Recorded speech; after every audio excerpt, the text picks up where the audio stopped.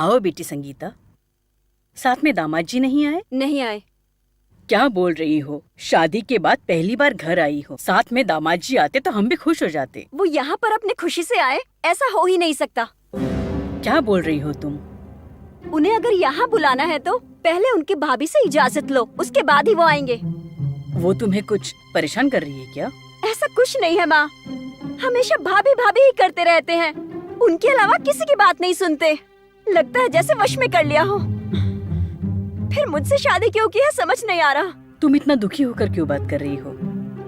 और नहीं तो क्या, मेरा पति मुझसे प्यार करने के बजाय हर वक्त बस अपनी भाभी के पल्लू से बंधा रहता है, तो मैं कैसे खुश रहूं माँ? नहीं रह पाओगी ना, मुझे पहले ही डाउट था। तुम्हारे पति की भाभी समझदार है, ये वो दिखाना चाहती है। देखो संगीता, इस घर में किसी को अच्छे बुरे की समझ नहीं है। मुझ जैसे अनुभवी लोगों की बात भी नहीं सुनते।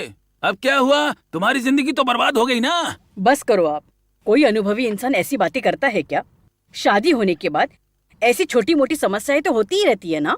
इसको ऐसे नहीं छोड़ना है कामाक्षी। जैसा तुम सोच रही हो वैसी समस्या नहीं है। नई बीवी से कोई अलग है तो उसके पीछे 100 मतलब हो सकते हैं। थोड़ी देर के लिए आप चुप रहेंगे क्या? उसके सामने कुछ भी बातें करने की कोई जरूरत नहीं है। मेरी बात तुम्हें शायद कड़वी लग सकती है, लेकिन बाद में पछताना पड़ेगा ना, तब समझ में आएगा।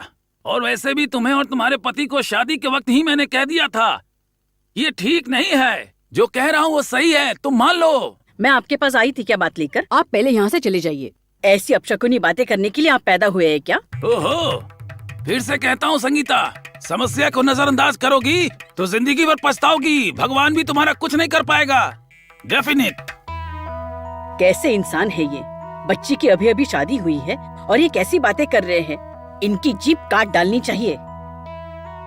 संगीता, मामा जी की बातें तुम मत सुनना, वो तो ऐसे ही पागलों की तरह बातें करते रहते हैं। देखो तुम थोड़ा धीरज रखो, और इसके बारे में अगर कुछ बात करनी है तो प्यार से बात करो।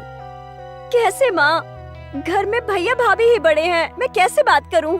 अगर तुम्हारे पति की माँ होती, ऐसा होता तो तुम्हारा चुप रहना सही था, लेकिन वो भी तो तुम्हारी तरह शादी करके आई है ना, तो उससे डरने की कोई जरूरत नहीं। देखो, तुम अपने मन को दुखी मत करो। चलो खाना खाते हैं।